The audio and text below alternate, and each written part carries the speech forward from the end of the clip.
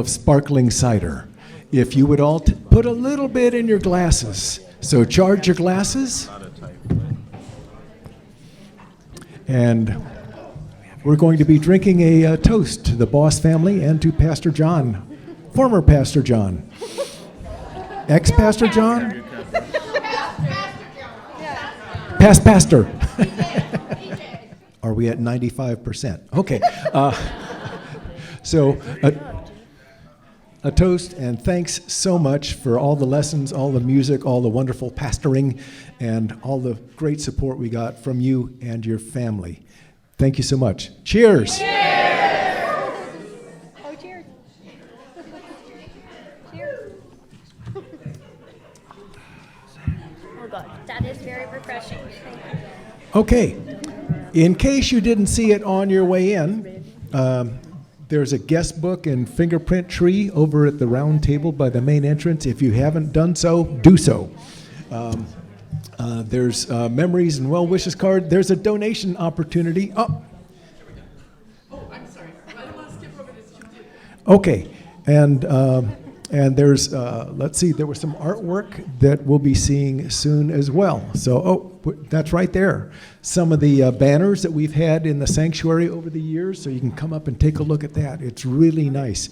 I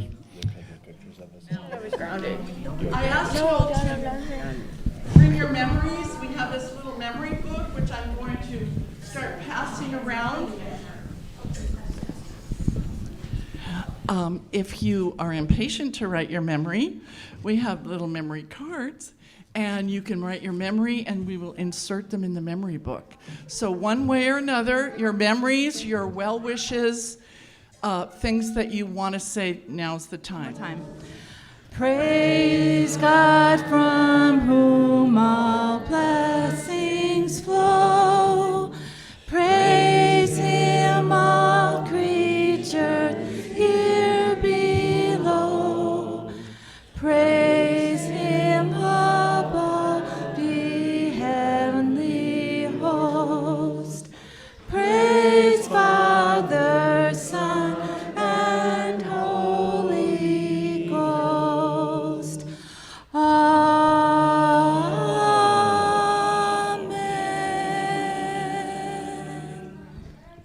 So, Bost family, welcome, and please to the buffet table. All right. Thank you.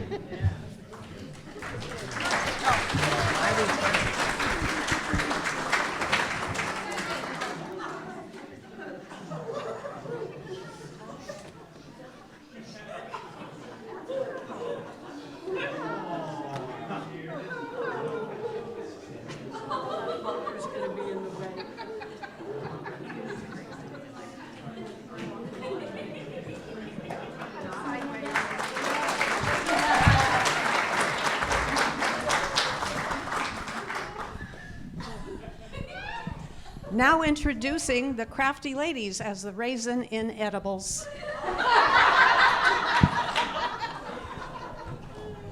Parting is such sweet sorrow. Don't know what we'll do tomorrow.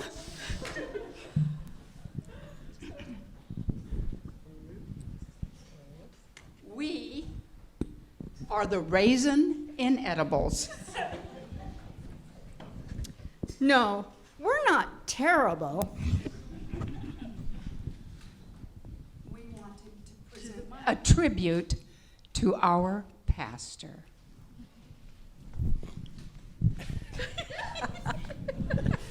And try not to be a disaster. We are the raisin in Edible dames, proud of our wrinkly names.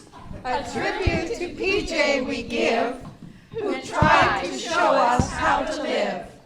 From the scripture he quoted, but let it be noted, sometimes the Greek left on deaf ears. Hard pews grew soft chairs in his years. We're grateful for all you have done. Your drum beats were joyful and fun. Your dad jokes increased with the years. but never bored us to tears.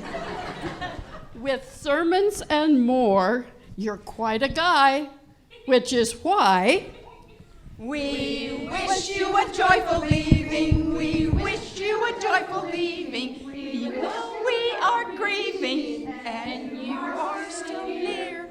We bid you farewell with one final touch, so you will remember we love you so much. Tidings we give to you and your family.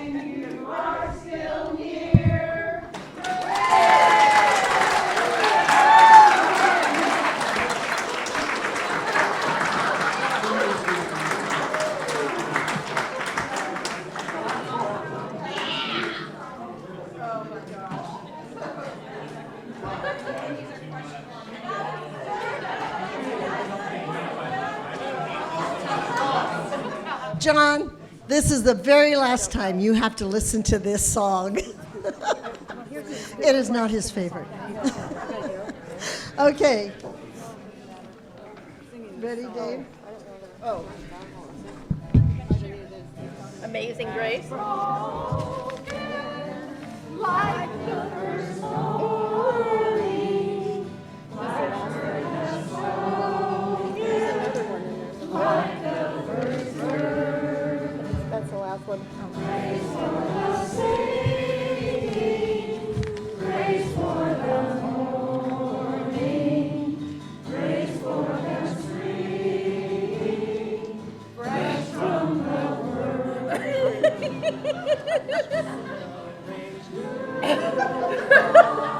Sovereign from heaven, like the first dew on the first grass. Praise for the sweetness of the wet garden, sun in the breezes where his feet pass.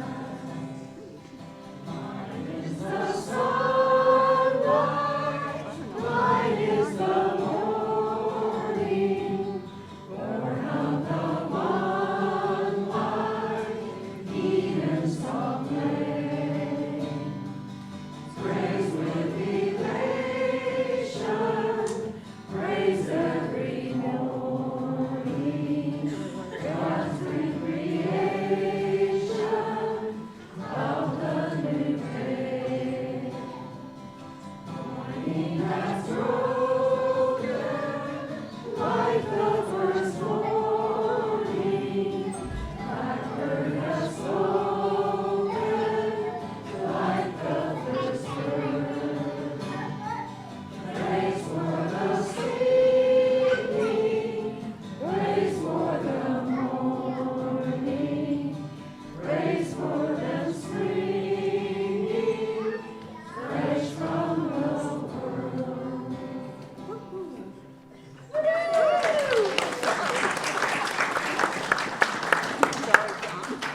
That was the best part of that song.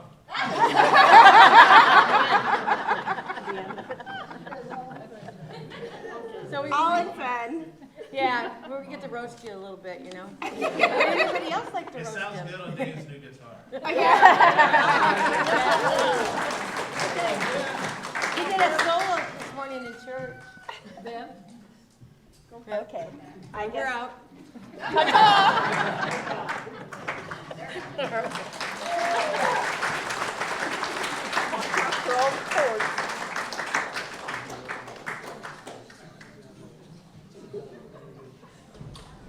I've got a slideshow. I'll wait till the Raisin ladies are done there.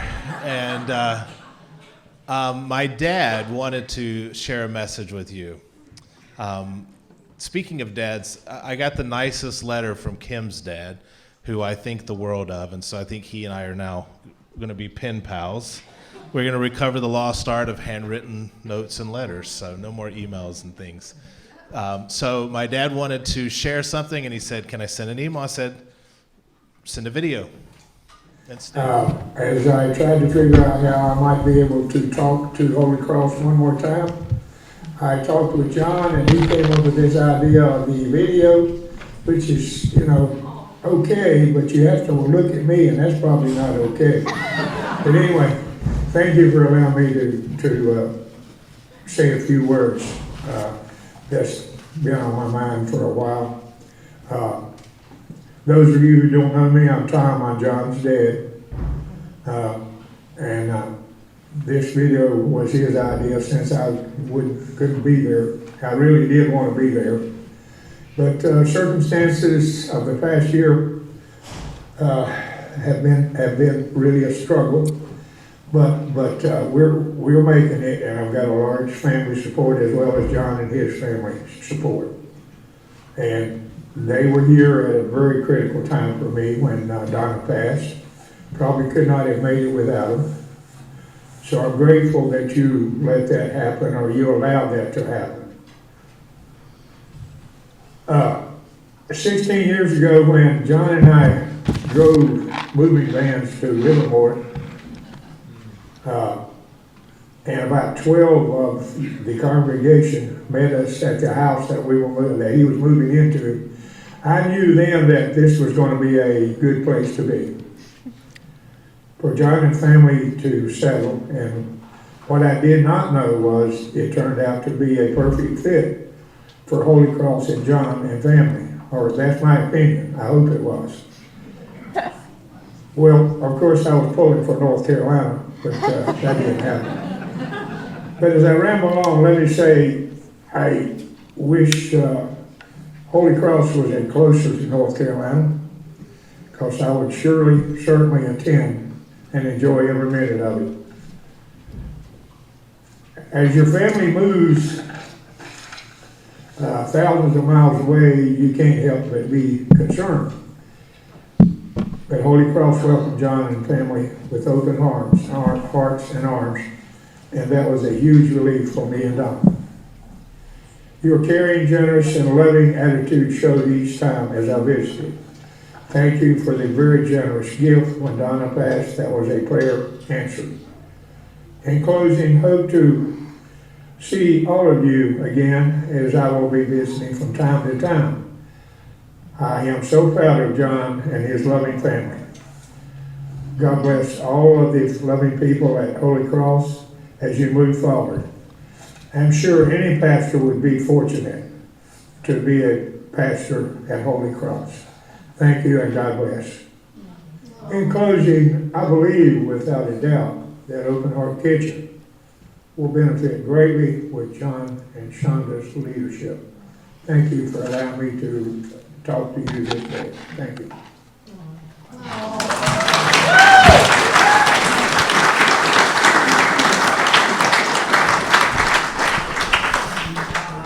You could tell my dad, he could have probably been a pastor too, because he had 2 closings, if you noticed that. I have to say, when we drove across country with 2 U-Hauls and a car in tow, the first person that I met with gloves on and a hand truck ready to go when we got out of the truck was Ed Yang, who's no longer with us, and we will miss him sorely and dearly. He managed to defy all age requirements anyway. This guy was the strongest man at any age I had ever met, so I miss you, Ed, and we send our love to Diane and to the Yang family. So I put together a slideshow. It's very basic. It's not a fancy slideshow. I put it together not just with a bunch of pictures of me, because no one wants to look at that, but we've raised our family. Sean and I have raised our kids here. When we came here at the end of 2006, Zoe was 4, Journey was 2, Sam was not even on the radar screen at that point in time, and so I throw a bunch of baby pictures in here to embarrass them, so it's all good. It's all good.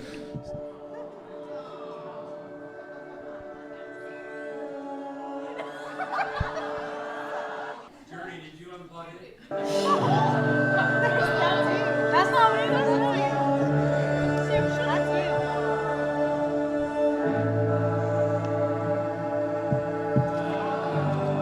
Oh, look, you're pretty. Dad has hair. You probably tired. Oh, look at young Sean.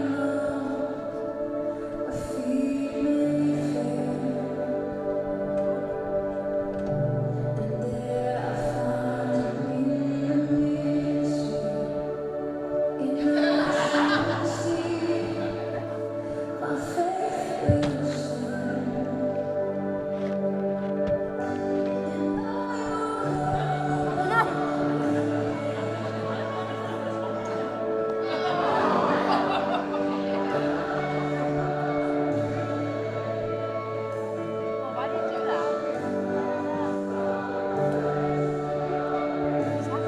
The pictures are different sizes.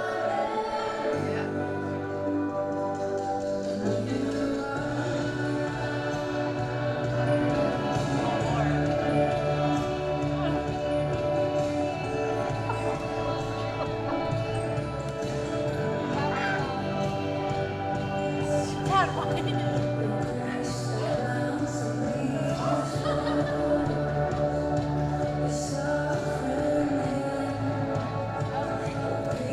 Browser was the favorite.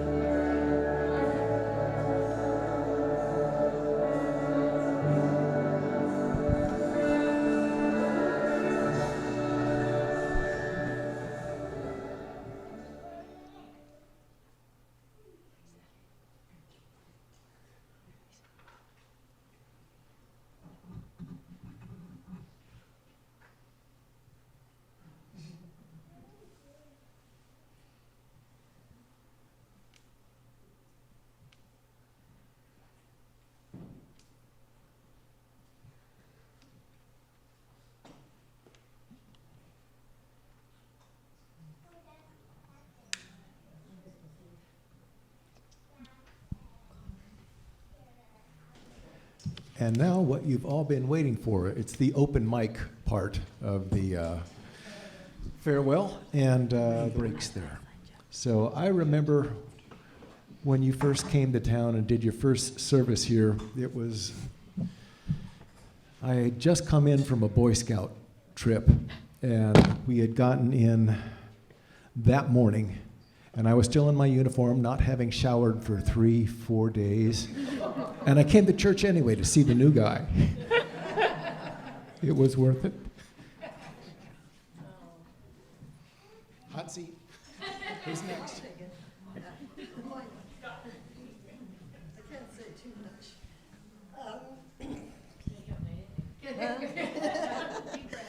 I just want to say, my first meeting with John, we were having a rummage sale in the parking lot, the youth, and Saturday morning, we're rushing. Everything was in this room. We were trying to get it to the parking lot, and that was before we fixed the sidewalks. And I tripped, fell face down, and I started swearing. And I looked up, and John picked me up. I never really met him. And every swear word I knew was coming out of my mouth. I looked up at him and said, and he just started laughing at me.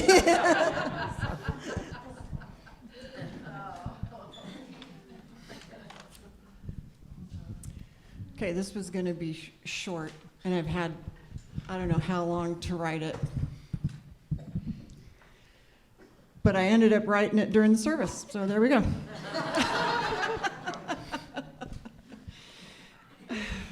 When I opened up that email from you in which you told us you'd be leaving us high and dry, and shock set in, your words were so heartfelt, I completely understood, and I was actually very excited for you, just for a minute. That Sunday, it hadn't really hit me, and we had all plenty of time. It's not like, you're moving away.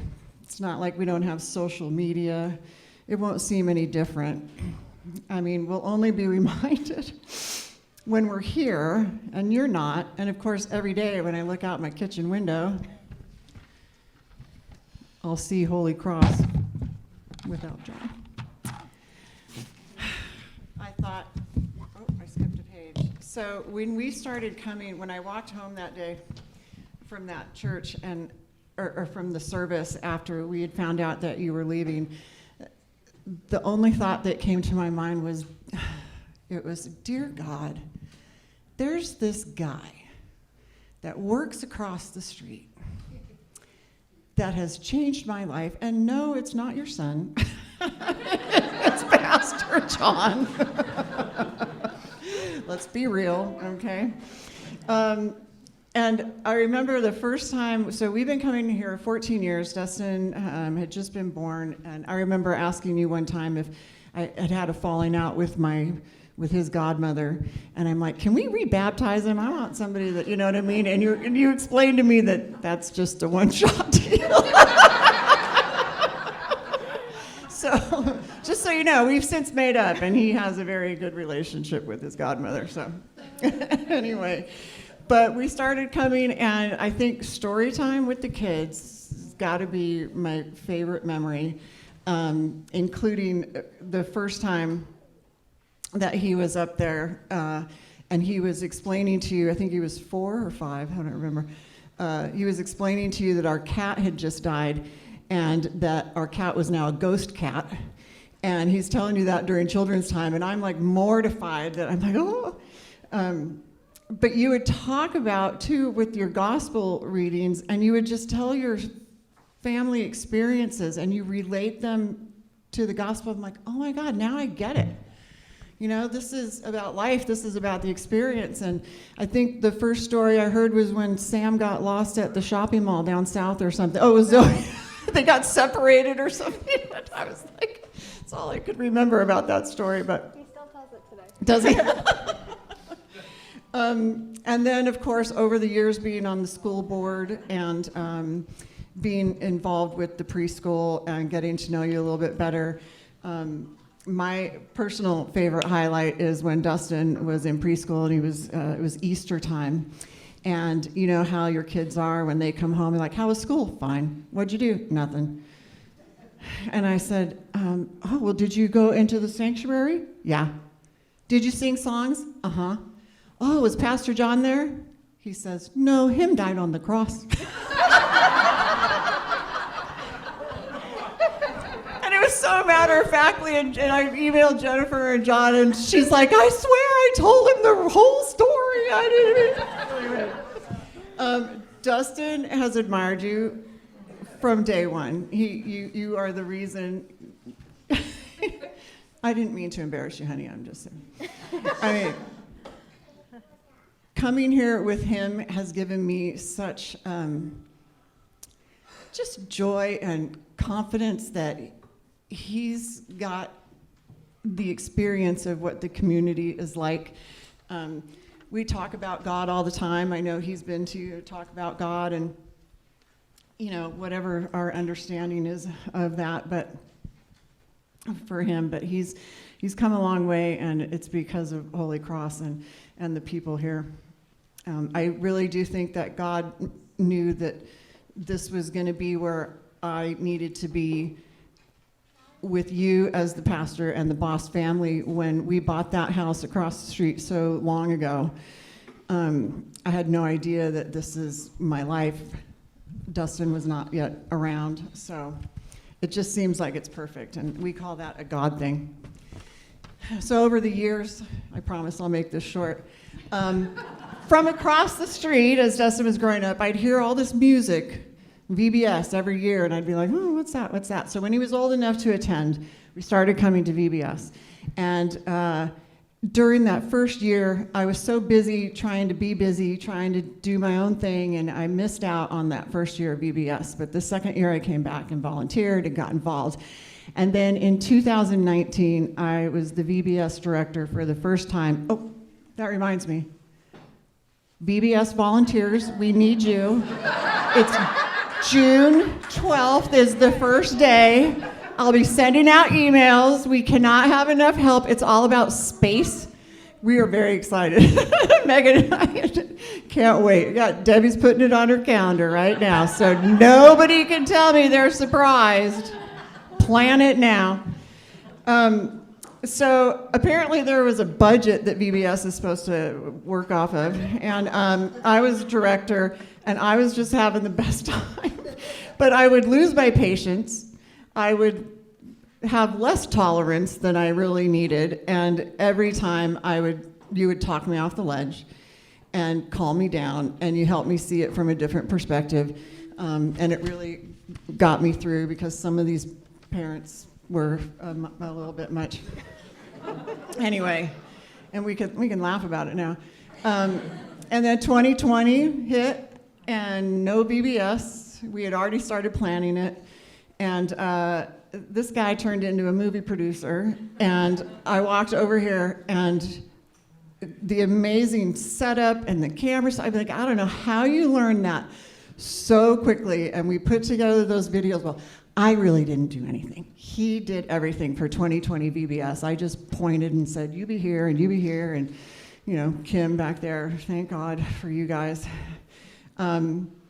And it was a little crazy, but I'm sure we were all glad when it was done. I know I was. And then we didn't make any money that year, by the way. And then 2021 started, and I was having my own meltdown, and we thought about VBS, and we decided yes, and then a few weeks later, we're like, nah, we're not doing it. We're not doing another video VBS. No, we're taking a break. And then there was last year, to mask or not to mask. You know, it was so nice to just be here and do it, and the people that wanted to come came, and it was worth it, and it was really a lot of fun. We had the best time, and you let me steal Megan for game time. It was her first week, and I'm sure she had a lot to do. Anyway, so in closing, and I don't really need the notes for this, but I'm going to read them anyway. Thank you. I wasn't supposed to do this. Okay, thank you for the years of your support. your guidance, your counseling, your talking me off the ledge, the laughter, the trips. Oh, wait, you had COVID when we went to Vegas, so never mind. That's not a trip. The fellowship, the friendship, the community that you have fostered here, and so conveniently for me across the street. And even though on most occasions I'm late, I'm never as late as Journey is, by the way, just so you know. Frickin' can't be on time to save her life. I have so many tardies the first period. I can imagine. We'll join the club with Dustin. But in the end, we still adore you after all these years, and we are definitely wishing you and your family the best. And you're going to get to make some money, and that's cool too. So I'm very happy for you. Respect, you get a raise, so you can't really be sorry about that. But anyway, thank you for everything. I will miss you here.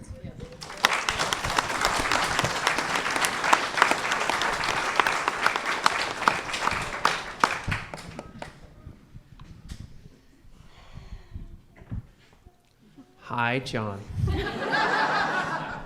I was sitting there and I was thinking, okay, I didn't prepare for this, but that's kind of par for the course.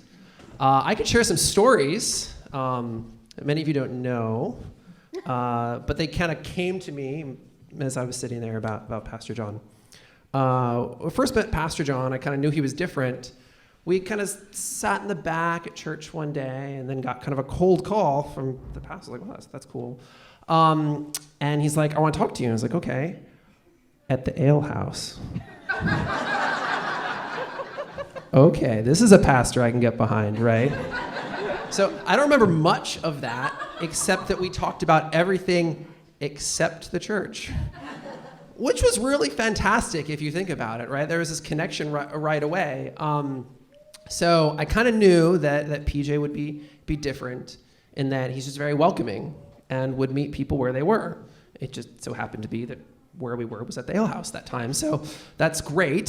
So started to get to know him, and remember he kind of pushed the small group thing, which was really cool because our group was the coolest group because we got PJ and Shonda to actually want to join our group because they're having fun with,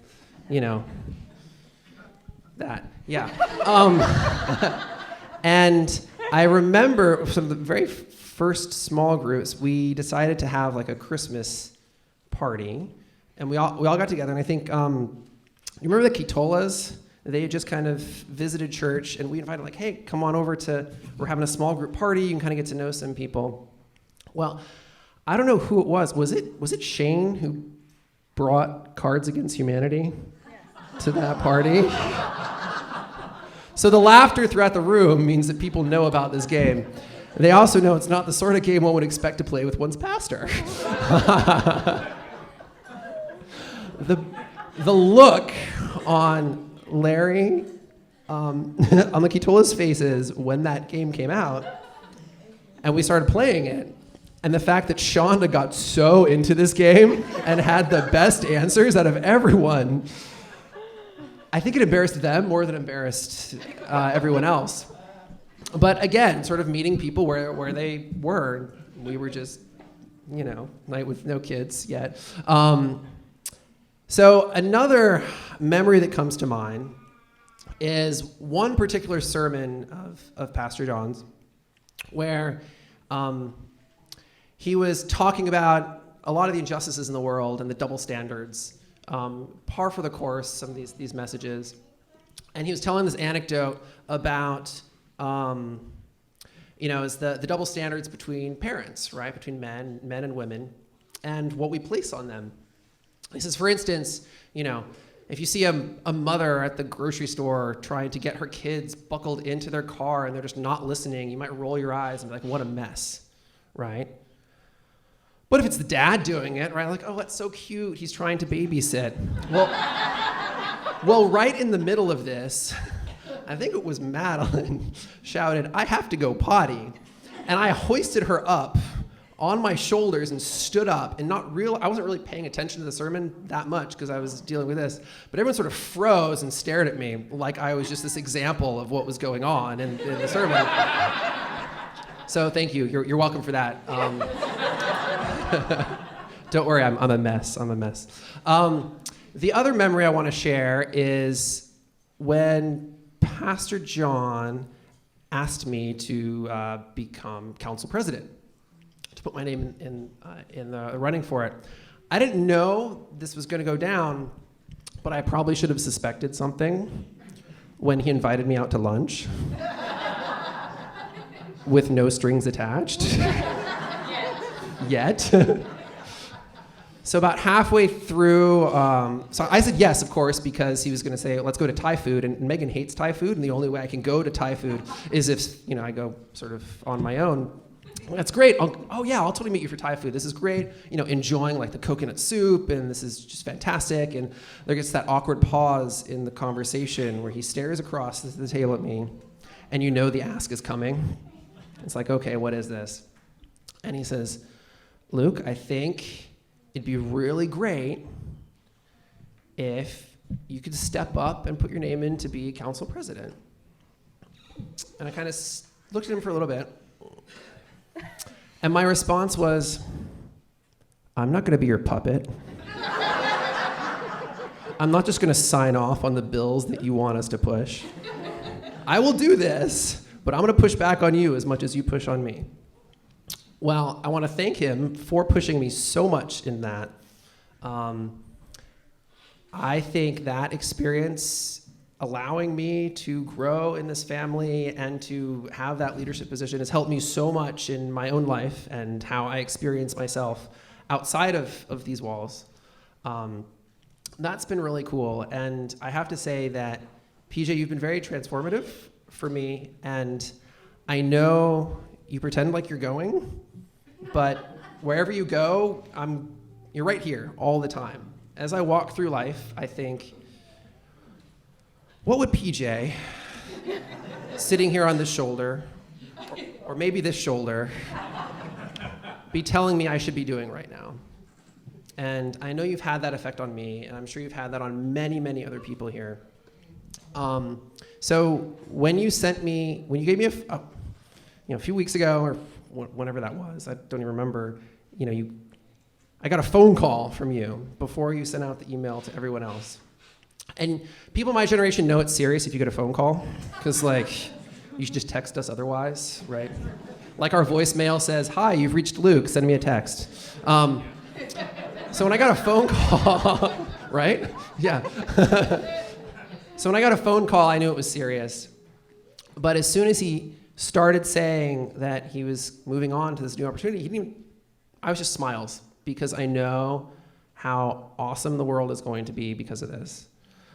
And no matter where you go, as I said, you're going to be sitting on the shoulder, depending upon the day and what I'm doing. But thank you. And Shonda, thank you, because,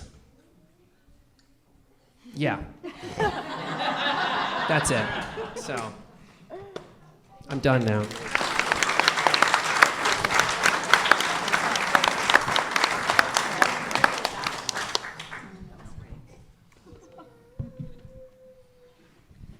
I'm a crier, as everybody saw me cry a few weeks ago. Thanks, Sophie.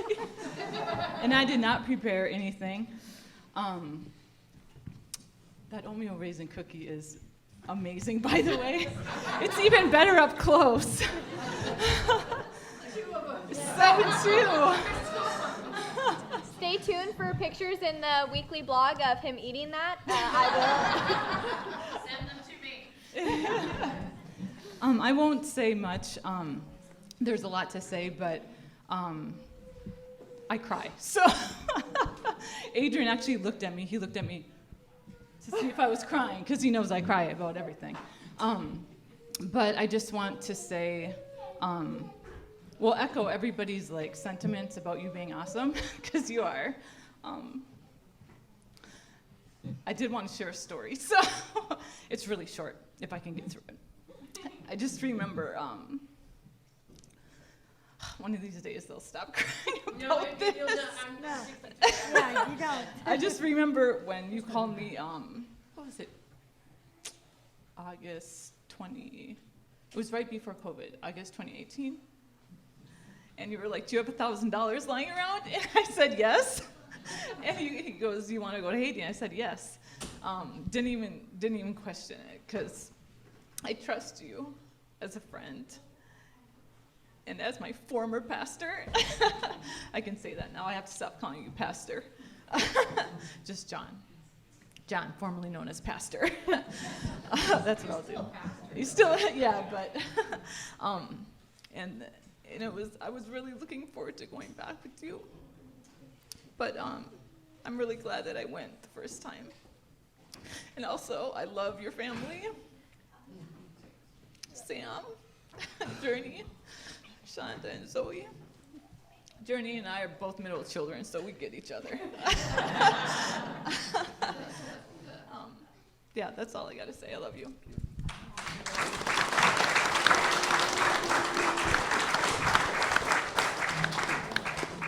She's a crier too, so I don't feel bad. I'll cry again. It's true. I'm a crier. I've been nonstop back there. I have a small pile of tissues in front of me, slowly growing, and I should have worn waterproof eye makeup. Compared to most of you, I've known PJ a much shorter period of time, since I'm now in, I think, I've lost track. I'm either my 5th or 6th year here at Holy Cross, somewhere around then. Oh, 6th, Erica knows. Oh, he, okay. All right, so compared to most of you, much shorter time. But one thing I still remember my very first time meeting PJ, which was my job interview. I had seen this post on Craigslist. I was looking for a church where I could serve. At the time that I was looking, I was kind of in actually a somewhat bitter place with the church. I had just been let go from my previous job, also directing worship. And the pastor there and we had some difficulties, and the reason why I had been essentially fired from that last job was because the pastor came to me and said that I hadn't been tithing enough. He kind of, I had like a little warning, and I tithed a little, and at the time, money was not something I had much of. It was really difficult for me. Anyway, so that kind of left a bitter taste in my mouth. And then I met PJ. This Craigslist post was crazy, guys. They were looking for a worship director. They said that they wanted someone who could play, they must have listed like 15 genres of music. They wanted me to do like blues and reggae and classical and contemporary. And I remember reading this and being like, well, I'll just apply anyways. And then, at the interview, and I still remember what song I played for you. I did Broken Vessels, and then I think Great Is Thy Faithfulness, because you wanted both a traditional hymn as well as something contemporary. And I just, throughout these last 5 or 6 years, 6 years at Holy Cross, I think the reason why PJ affects so many of us in the same way is because when he's up there preaching, sometimes it doesn't even feel like he's the pastor. It just feels like a friend talking to you, and you've led all of us, but I think you've been so much more than a pastor. You've been a true friend. Part of that acceptance for me, something that really, really showed Jesus to me, was during the time I was going through divorce and separation, and kind of hiding a lot of the troubles I was going through from the church. And PJ just always being accepting, loving, kind, even through my many failures and shortcomings here at the church. You have been Jesus to me. And not just to me, but I'm sure to a lot of people here. So I teach my students that we're called to be... I always teach my students that the Bible tells us, we're supposed to be the body of Christ, and that bodies are not meant to be still. The human body is meant to move. We have arms and legs, and, for a reason, throw, run, sing, and dance, and all of this stuff. And that when the Bible tells us that we're meant to be the body of Christ, that the body is meant to move. And you have been the head of this body of Christ. And through your leadership, we as a body of Christ have been able to move and make a difference and change things. And I'm really gonna miss you, because you've not just been and I have to make this pun, you've not just been my boss, you've been a really good friend to me, and I hope we can secretly keep in touch.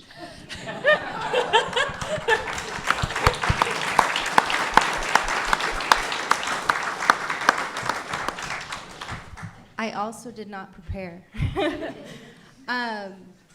And I thought I should speak before I start crying, because I'm also a crier. The very first day I came into Holy Cross, I was meant to be auditioning churches. Like, I wanted to try out some different churches in the area. We just moved to Livermore, and Nate and I had experienced a very personal loss, and I needed help. I was in a dark place, and I came into Holy Cross, and first of all, the women that were greeters like just came up and hugged me, and I'm like, hi, you know. and then I met this guy in the back of the room, and he started chatting with me, and I was like, yeah, you know, where are you from? And oh, I moved from Chicago, and da-da-da. And then a couple minutes later, he's, oh, nice to have met you. He snuck away, and then at the beginning of the service, he walks up to the front, and he's the pastor, and I was like, oh my God.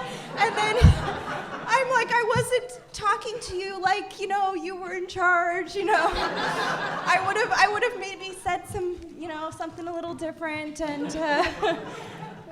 then he mentioned me in the service and was like, I was just talking with Erica, and motions over to me, and I'm like, oh my God. I am not prepared. Don't look, And I never went to another church. I every week was like, oh, I should go try that other one. And I'm like, but this week I'll go back to Holy Cross. And then the next week, oh, this week I'll go back to Holy Cross. And as many of you know, Nate works a lot, and I was alone here most of the time.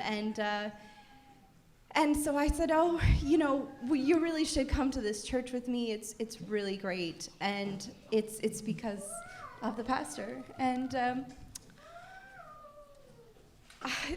this community, and led by John, pulled me out of that hole. And you don't know what you mean to people. And when you said that you were going to leave, I did not smile. I did not say, oh, good for you. That came a little bit later. Right then, I just cried. I just cried because I knew what I was losing, and I was being selfish, and I was thinking, no, that's not okay. But I am happy for you now that I've thought about it a little while. And, but when I say you're irreplaceable, I mean that. No one else can fill your shoes. I know we're going to try very hard, but it's not possible in my mind. And I thank you for all that you've already done, and I know you will do great things in your new role. And but yes, you cannot be replaced. Your words have meant so much to me, as I know they have to many of you. So thank you.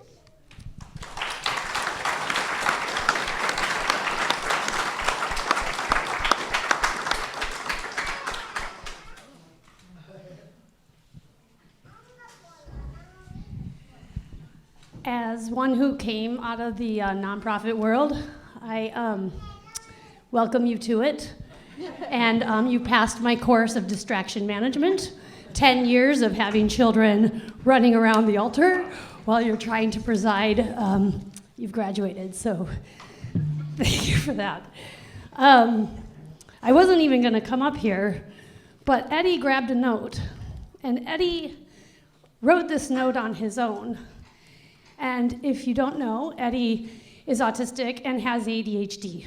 And for him, handwriting is really hard, and for him writing a note to someone about what he thinks and what he feels is something he's never done in his whole life. And so when I sat there and I watched him write this, I was curious, what would he say? Like, oh, goodbye, Pastor John, period, Eddie. Right? That's what I thought. But what he wrote is, you cared about me from before I could remember. And we came back to this church. We had been here, and then we went over to Asbury. And for a while, I ended up, my kids were difficult, so we were sitting outside the front doors of Asbury because they couldn't be in worship. And we came back, and we sat in the corner and had a circus with the Jurgensens. And it was like a multi-ring circus until we got more children in this church, which I'm so glad there are more children in this church. I still have more than anybody, but who's counting? But those boys feel loved here, and they feel loved here because of the leadership you've provided on what it means to be a church, and the way that you lead by example and just create space for people to be who they are. The difference is that they have, and so we bring our 4-ring circus and we sit up front every week, and I don't know what we're gonna do now because I don't know if another pastor's gonna put up with it. It's cars and trains zooming under the altar. But you shaped lives. You cared about me since before I could remember. And I think that says a lot.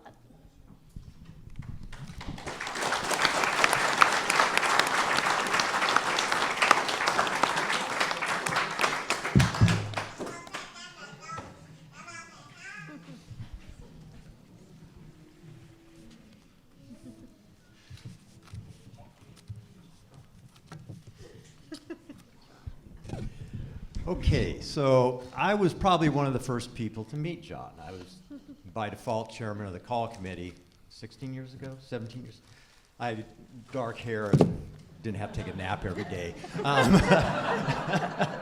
But first of all, if you've never served on a call committee, I encourage you to do it. It is a one and done thing, so take that under consideration when you ask me.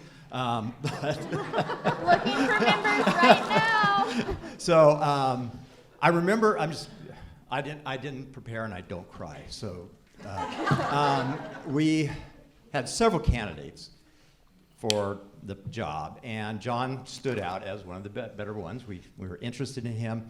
Being from the South, I was a little, really? Okay. But I remember we brought John out, and part of the process, we wined and dined him. He got to borrow our Cadillac and eat lunch, and we didn't go out for beers, though. I don't know what happened there. And I remember one of the part of the process is John went and gave a sermon at a church up in Pleasant Hill, I believe it was.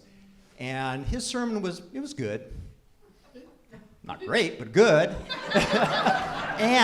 But he could sing. So that would kind of seal the deal there.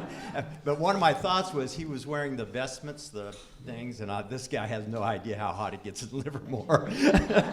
I'm glad you got comfortable. But anyway, I just want to say that it was a long time ago. They say, the Synod says, pastors should stick around 10 years or so. They're wrong. They should stay as long as they need to or want to. And John, thank you very much. You made our call committee look really good. and good luck on your endeavors. And we can now play golf. No excuses. Okay.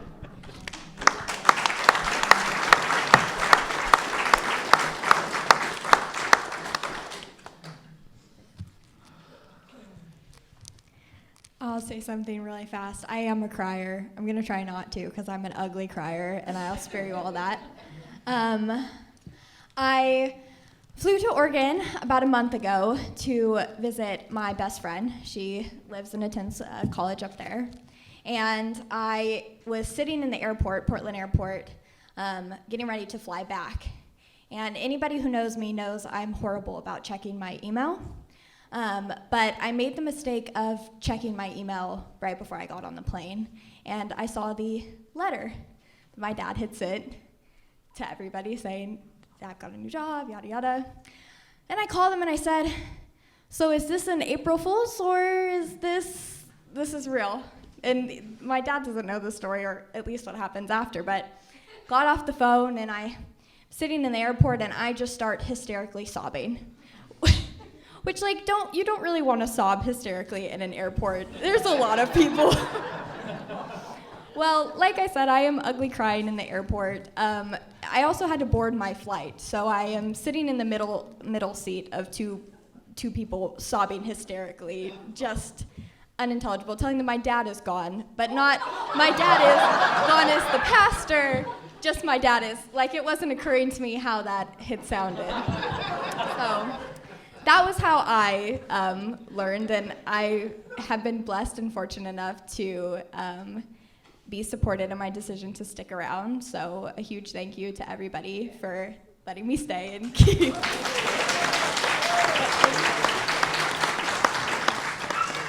But I know I speak for everybody here when I say that this place will not be the same without my dad or my mom. They have more than you could know my parents have done for Holy Cross. This place means the world to them. It means even more so to them now that they're going onto this new path with OHK. Can't say I love you all and thank you enough. You guys are our family. I'm the only kid I know in elementary school who, when asked who their grandparents were, I would say I have hundreds. But yeah, thank you so much.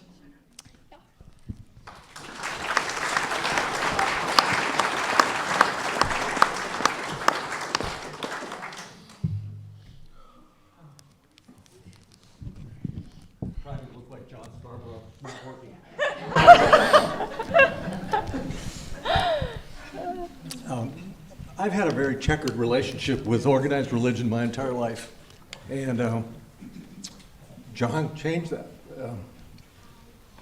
I've never met anyone who has an intellect like his and couples it with a huge, huge heart and so much street smarts and just people smarts and emotional intelligence. Every time we come to church, I just wait for that gift, that sermon. That way of looking at the gospel and Jesus in an entirely new way, in the right context, historically in the right context, culturally, and then bringing his own personal experiences in at just the perfect time with lots of humor. It just was special. And so when I would get to church, hold it closer, sorry. When I would get to church, should I start over? No, please don't. When I would get to church and PJ wasn't here and I didn't know, it was kind of like, oh, damn.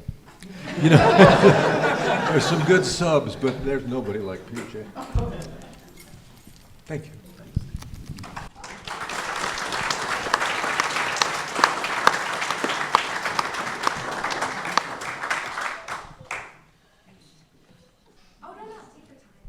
This is really short. This is just an addendum to Steve.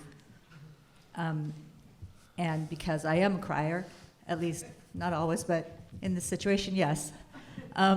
So I just had to say that we first came to Holy Cross and after we got married in 2010 because it was just close by.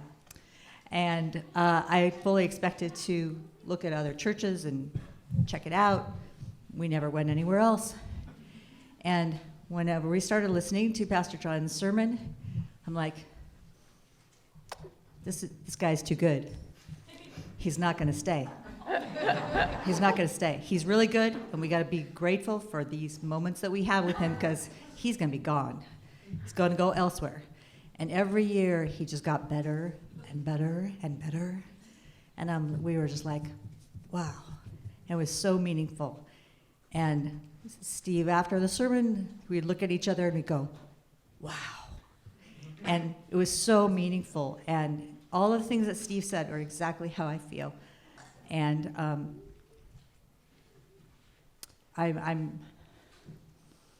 it has just been such a blessing to have the wonderful people in this church, and especially you, Pastor John. Your sermons have always meant so very much to us and have changed our lives completely and have brought us, Steve and I, closer together because of your sermons and because of also the way that you present it about humanity and God in our humanity, and love always loved the family stories. Those were always wonderful.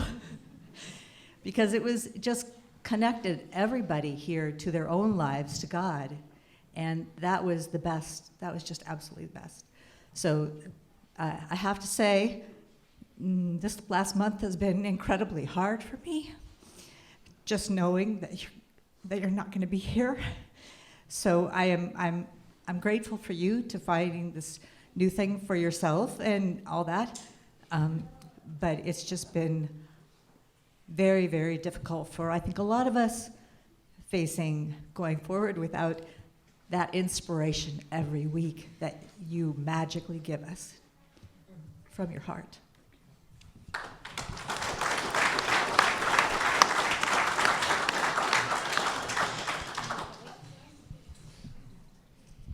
I wasn't going to say anything, but I just kind of want to echo everything that everyone else has been saying about how this place is different.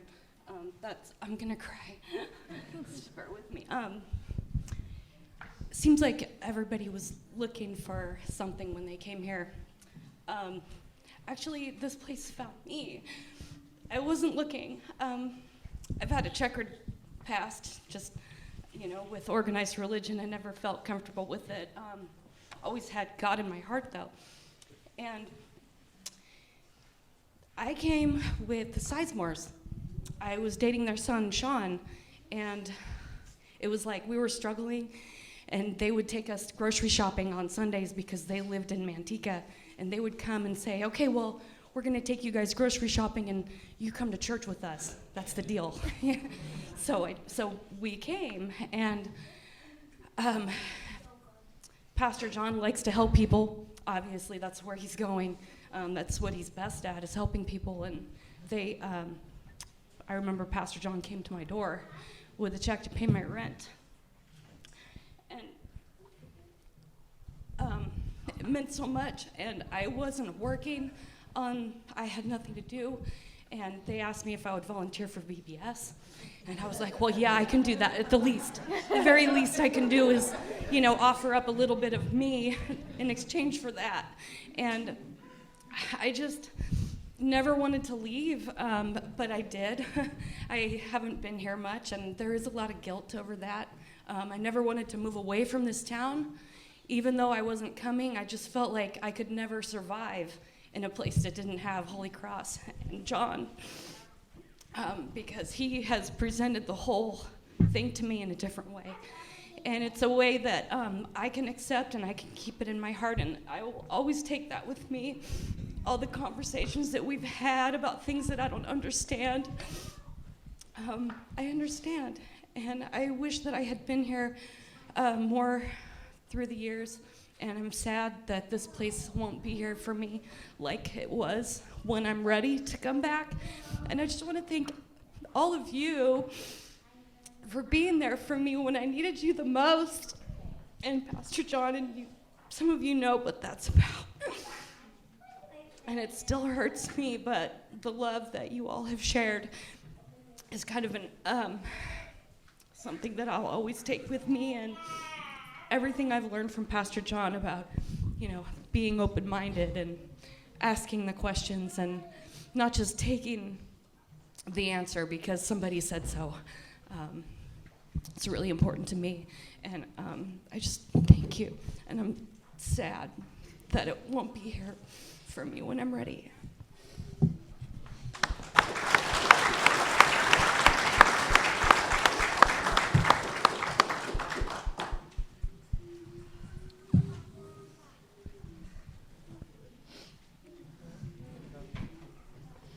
Any more takers before we become musical?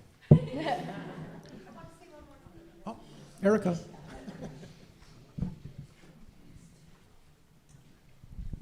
I sat down and I said I didn't thank the family. And we want to thank Shonda and Zoe and Trini and Sam for the sacrifices that you made by lending us so much of John's time, even when you probably didn't want to. And we really, really appreciate that. Thank you. And now we'll get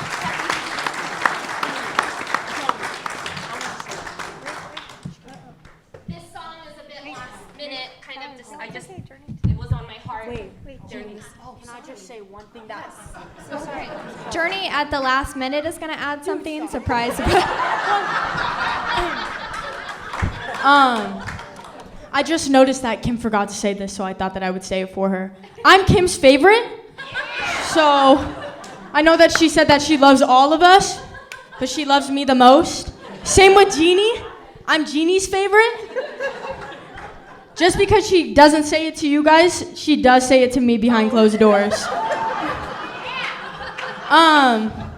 With that too, I just want to say it was really scary, and I was really nervous when I found out that my dad was gonna take a different job. But I know that he was ready for change, and I'm really glad that no one was mad at him because of that. So, yeah. I love you, John B. I love all of you guys too. You guys are literally like, not even like a second family. You guys are our family. So, yeah. The only thing that you guys took away from my dad is his hair. He just got this new razor, and he comes in and he shows me, and he's like, look, it shaved it super clean. He was like super bald. I was like, Mr. Clean. But yeah, thank you.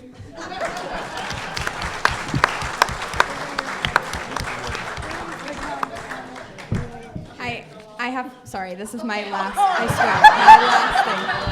But I don't know if anybody else remembers the last time my sister was up in front of a large group of people with a microphone. I'm sorry, two times ago, Holy Cross once held a talent show. And my sister, after everybody had shared their wonderful talents with us, decided she also had a talent to share and proceeded to walk up with a pack of Pop Rocks and open her mouth so we could all listen to them sizzle.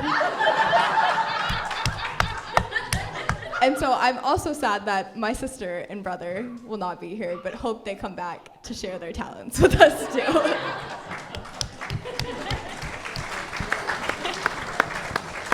We don't have lyrics up, but I assume you all have phones and devices and such, so you can look up. I would love to have all of you singing along Goodness of God. Just type it into Google. Goodness of God lyrics. I forgot my own lyrics. You, Lord, for your mercy. For your mercy never fails me. All my days I've been held in your hands. From the moment that I wake up until I lay my head. Come on, it's the last time, PJ. I will sing of the goodness of God. There we go, the better mic. All my life you have been faithful. And all my life you have been so good. With every breath that I am able, I will sing of the goodness of God. I love your voice. You have led me through the fire. In darkest night, you are close like no other. I've known you as a father. I've known you as a friend. I have lived in the goodness of God. All my life. All my life you have been faithful. All my life you have been so good. With every breath that I am able, I will sing of the goodness of God. 'Cause your goodness is running after, it's running after me. running after me. With my life laid down, I'm surrendered now. I give you everything. Your goodness is running after, it's running after me. 'Cause your goodness is running after, it's running after me. Your goodness is running after, it's running after me. With my life laid down, I'm surrendered now. I give you everything. Your goodness is running after, it's running after me. As we sing this last chorus, I want to change the pronouns a little. We're going to sing all our lives, and for this last time while we have the Bost family here, we're going to sing as a group, as a church, and sing all our lives. You have been faithful. All our lives you have been faithful. All our lives you have been so, so good. With every breath that we are able, we will sing of the goodness of God. We will sing of the goodness of God. I'm going to end with the Amazing Grace, how sweet the sound that saved a wretch like me.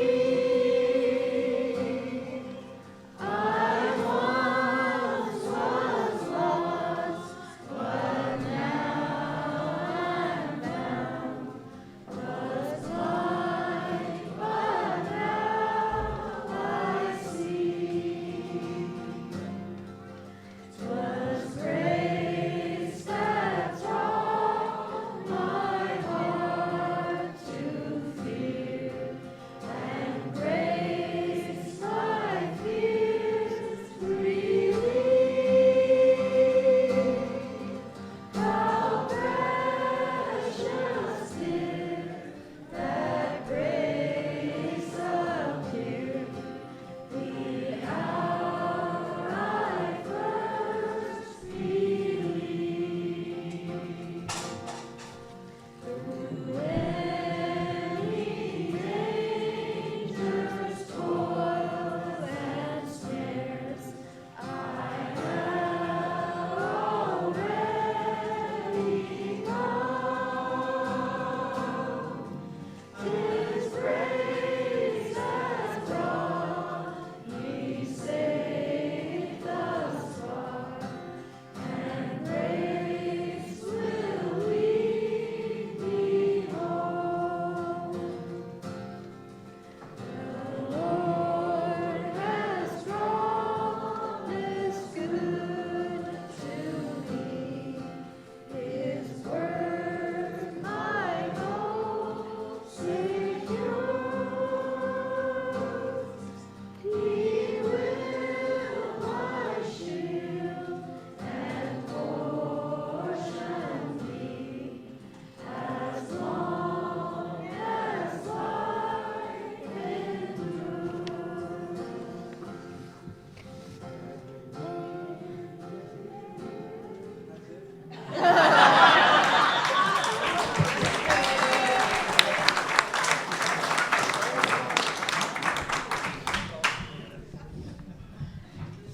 Drew's like under the table there.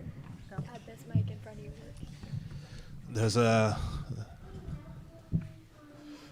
picture in the slideshow where Jan Woolery is standing next to me, and Kathy Fuchs is busy with some important altar care responsibility, and I think she's finished probably scrambling and saving the day for us.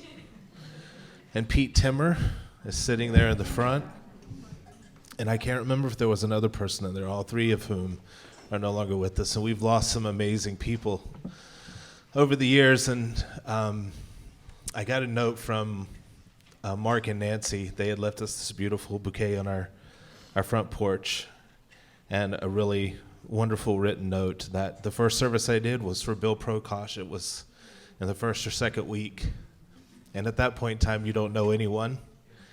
And I remember meeting with Mark and Nancy and the Hahn family and the Prokosh families, and doing my best to learn quickly and get to know them. And I've never wanted to stand up and try to preach at a memorial service and not be able to say something personal about the individual and the family. And if you stay somewhere long enough, you know everyone and you love everyone. And each person that I've had the privilege to sometimes see them take their last breath in that holy and sacred space, in a home, in a hospital, in a nursing care facility, in a rehab facility, I've never forgotten those, and each of those takes a little bit with you. And there have been some deaths that shook me to my core. Susan Peterson. I still remember sitting on the edge of my bed when I got that phone call. Kathy, Paula, and so many, Dick McCabe, so many other people along the way whose faces I still see. And outside of being married to Shonda and raising Journey and Zoe and Sam, it's been the great honor of my life to work alongside you these 16 years. They've gone by fast. But you have prepared me to take this next step, to continue the work that began here in 1995 with Open Heart Kitchen. You've prepared me. You've prepared Shonda to stare down food insecurity and homelessness and say, no, not on our watch. We're always in the fight. And so we're in the fight of our lives in the Tri-Valley and regionally and statewide to push back, to open up facilities, to create systems that support people at their lowest. And I know Shonda and I, it's so much fun now. Just we're in different places. I'm in Danville at the office, and Shonda is opening up the Food Hub warehouse on Patterson Pass, and ultimately I'll be at Vineyard on North Livermore. But I can't think of a better partner in life and in work than Shonda. She is the hardest working person I've ever met in my life, the most genuine, the most authentic.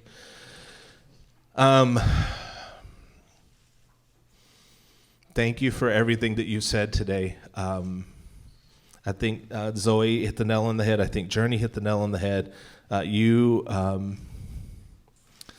You weren't an addition to our family. I mean, something was missing. You filled that for us. You weren't an addition. It was missing, and you filled it for us. You filled that space in our hearts, that void in our hearts, and we will forever be grateful for this community. And I wish you nothing but the most success. And however I can be a part of continuing to cheerlead you on and champion that, please don't listen to anyone else out of sight of this room. We can still hang in there together.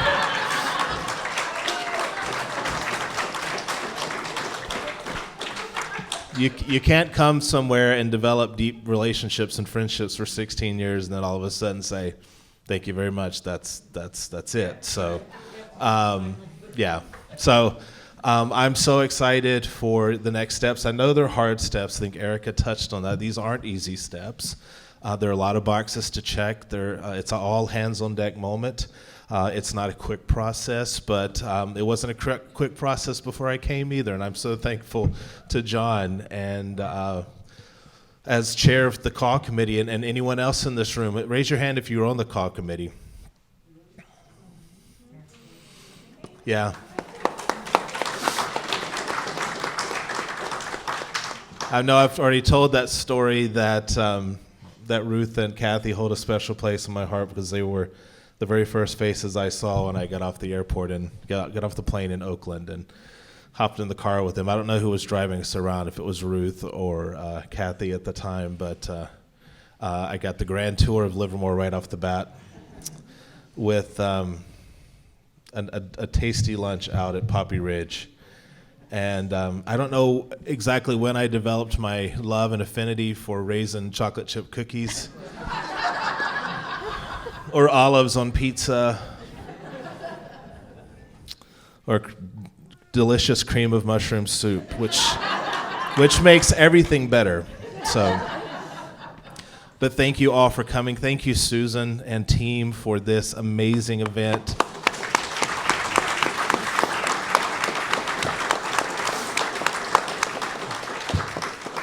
I can't wait to see what Holy Cross is going to do next. I really can't. I'm so proud of all of you. You should be proud of yourselves. We've done this amazing work together, and the trajectory is long and far, and I can't wait to see where you head next. So thank you. Jeannie, Kim, Megan, Chantel couldn't be here today. Your amazing staff. They are the best of the best, so you're in good hands. So thank you from the bottom of our heart, from each of us. We love you.